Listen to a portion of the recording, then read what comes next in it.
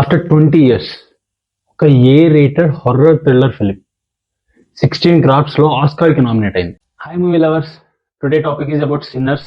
ఇది ఒక Hollywood movie. ఇది జియో హాట్స్టార్ లో అవైలబుల్ ఉంది. You can watch it from there with only English audio, Telugu audio available గా లేదు.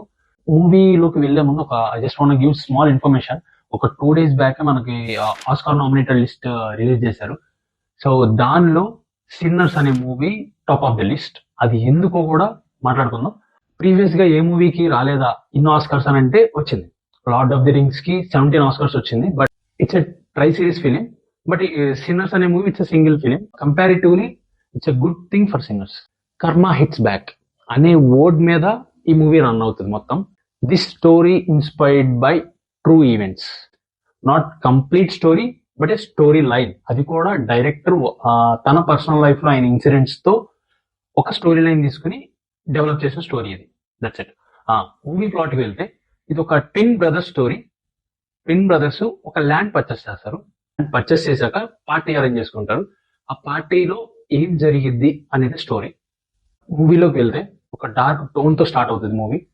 స్టార్ట్ అయిన తర్వాత చూస్తే ఎవ్రీ ఫ్రేమ్, ఆ సెటప్, కాస్ట్యూమ్స్, కలర్స్ కానీ ఎవ్రీథింగ్ ఈస్ టాప్ నచ్. ఒక 1 hour అయిపోయిన తర్వాత పార్టీ సీన్ స్టార్ట్ అయింది. పార్టీ సీన్ స్టార్ట్ అయిన తర్వాత భయ్యా ఉంటది బ్లాస్ట్. అంతే.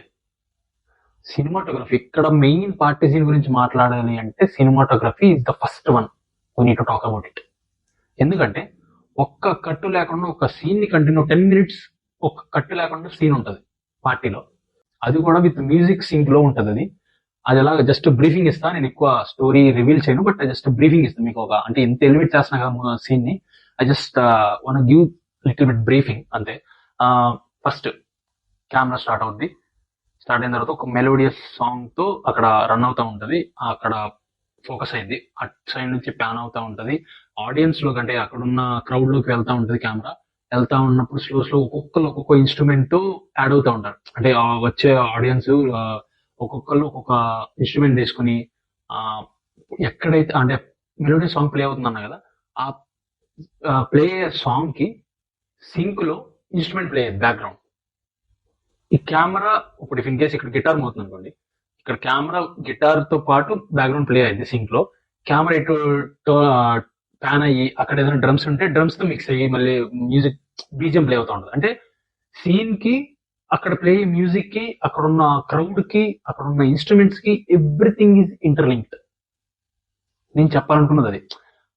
మీరు ఎక్కడ అవుట్ ఆఫ్ ది బాక్స్ వెళ్ళదు సీన్. అది ఎవ్రీథింగ్ ఈజ్ టైమింగ్ కానీ, అంటే కెమెరా ప్యానింగ్ టైమింగ్ కానీ, కరెక్ట్ ఇన్స్ట్రుమెంట్ ఇన్ టైమింగ్ కానీ, మనకు వినిపించే ఆ మ్యూజిక్ టైమింగ్ కానీ కరెక్ట్గా ఉంటుంది. సింక్ లో ఉంటుంది అది.